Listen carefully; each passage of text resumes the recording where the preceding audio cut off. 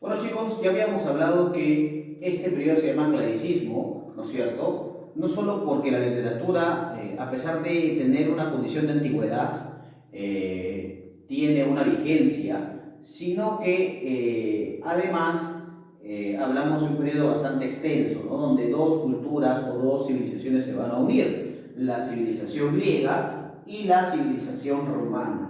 Grecia, que será la cuna, ¿no es cierto?, y donde se va a originar este movimiento del clasicismo, y Roma, que será el escenario donde se va a perfeccionar.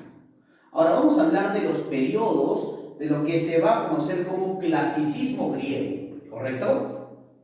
A este periodo también se le va a llamar periodo arcaico. En otros casos también sabes cómo se le llama periodo jónico. ¿Y por qué se le llama jónico? Porque es el dialecto griego que se utilizaba en esa época, el dialecto jónico, ¿correcto?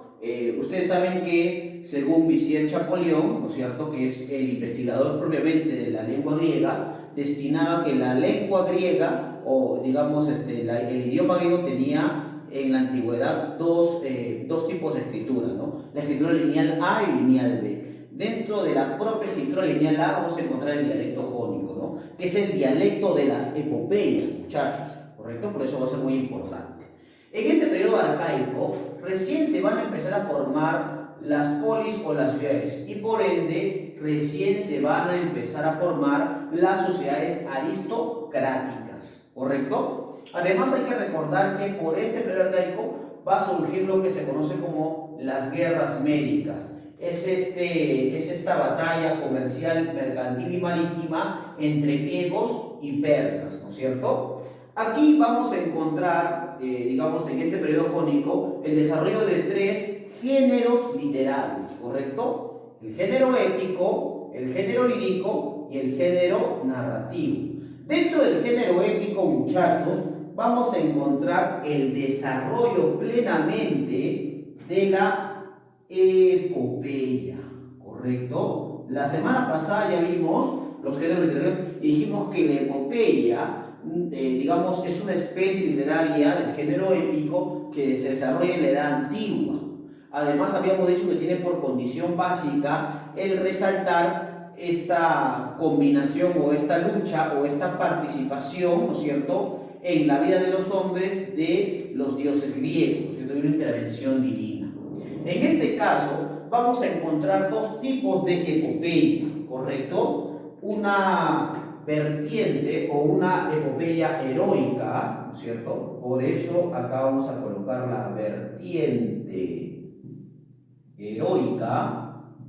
¿Y por qué se le va a llamar vertiente heroica, muchachos? Porque, por lo general, Homero, ¿no es cierto?, va a relatar epopeyas donde los personajes son héroes, que son arrastrados por sus pasiones, ¿correcto? Eso es lo que pasa. Y Hesíodo, que va a desarrollar una vertiente didáctica, ¿correcto?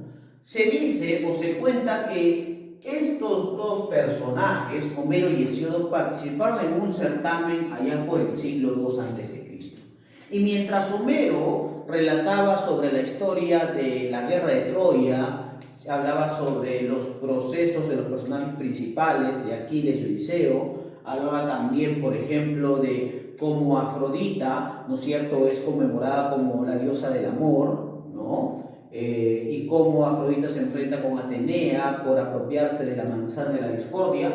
Hesíodo participa en ese certamen, pero a través de la teogonía, ¿no?, relatando por qué en la cosmovisión griega hay esta relación inmediata entre hombres y dioses, ¿no? Y en ese certamen, quien va a ser acreedor de la victoria va a ser Hesíodo, porque de alguna manera su vertiente es didáctica y no confrontacional como la de Homero. Sin embargo, por condiciones históricas, Homero, ¿no es cierto?, va a ser reconocido como el mejor epopeyista de la época. Y con esto concluyo, ¿no? Para los chicos que de repente quieren dedicarse a la escritura, al arte, a la literatura, primero, no es necesario que estudies literatura para escribir, ¿no? Y punto número 2, si tú piensas escribir para ganar un reconocimiento determinado, déjame decirte que desde mi perspectiva o desde mi opinión, estás equivocado, porque las obras no solamente surgen en un tiempo.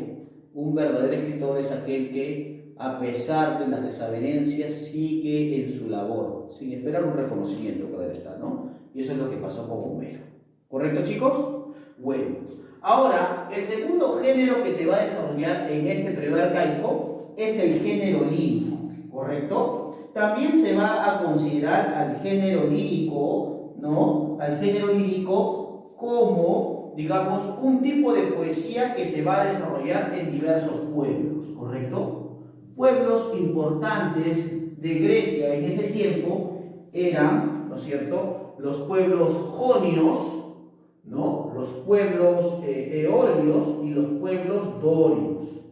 Por ejemplo, Píndaro pertenecía a o escribía una poesía ligado al pueblo dorio, ¿correcto? Esta poesía era la unión de ¿qué, profesor? Era la unión de poesía más música más danza, por ejemplo, ¿no? Era una poesía bastante completa, muchachos, ¿correcto? Es importante recordar eso, ¿no? Porque también, por ejemplo, en la época de Safo, donde se destaca la poesía de los eolios, la poesía va a estar involucrado ¿con qué? Va a estar involucrado con la música, ¿no? Por eso se desarrolló una poesía musical, ¿correcto?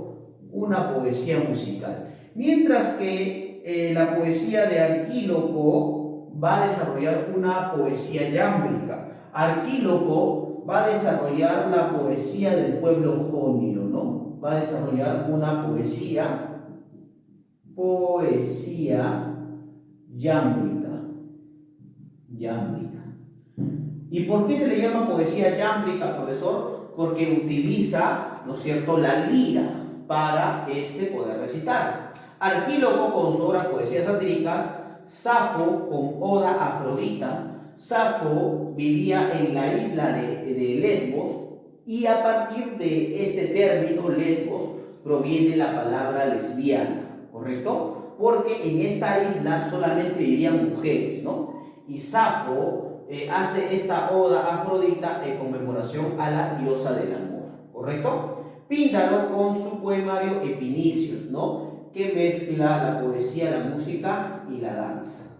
Y finalmente el género narrativo con ¿qué cosa? Con Esopo y sus fábulas. Recuerda que las fábulas se hacen importantes, ¿por qué? Porque siempre tienen una moraleja, ¿no es cierto? Una moraleja que no es otra cosa que una enseñanza, ¿no es cierto? Una enseñanza. Oye, chicos, ese es el periodo arcaico de la literatura griega. Luego seguimos con el periodo clásico. También se le llama siglo de Pericles o también se le conoce como el siglo, ¿no es cierto?, del apogeo griego, ¿no?, del apogeo literario griego. Se va a dar el género dramático, muchachos. En este género dramático se va a destacar el culto a Dionisios, al dios del vino. El culto a Dionisio. O también, por ejemplo, en Roma lo llaman Baco, ¿correcto? Y aquí vamos a encontrar el desarrollo de la tragedia, la comedia y el drama. Por ejemplo, Esquilo con la Orestiada va a crear lo que se va a conocer como la trilogía. O sea, quiere decir que va a desarrollar una tragedia en 3 partes. Edipo Rey, ¿no es cierto?, que va a desarrollar, ¿no es cierto?, el tema de la predestinación. Ya sabemos que en Edipo Rey él no puede escapar a su destino. Las vacantes, que de alguna manera cuenta la historia de las guerreras troyanas, ¿no?, que fueron incendiadas en esta guerra con los griegos, ¿no? Y finalmente Las nubes, que es una comedia, ¿no?, escrita por Aristófanes. Comedia. Muy bien, muchachos, eso es el género dramático que se desarrolla en ese periodo.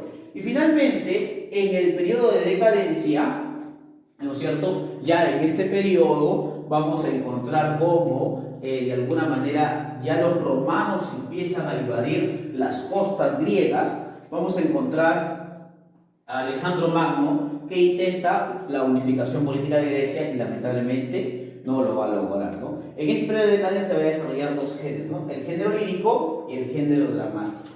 El género lírico con poetas como Calímaco y su obra Himnos y Epigramas, ¿no? Teócrito con Argonáutica, ¿no es cierto? O también la historia de la ciudad de Argos, ¿no? Acá encontramos a Jasón y los argonautas, y Apolonio con Idilios, ¿no? Que son poemas de amor.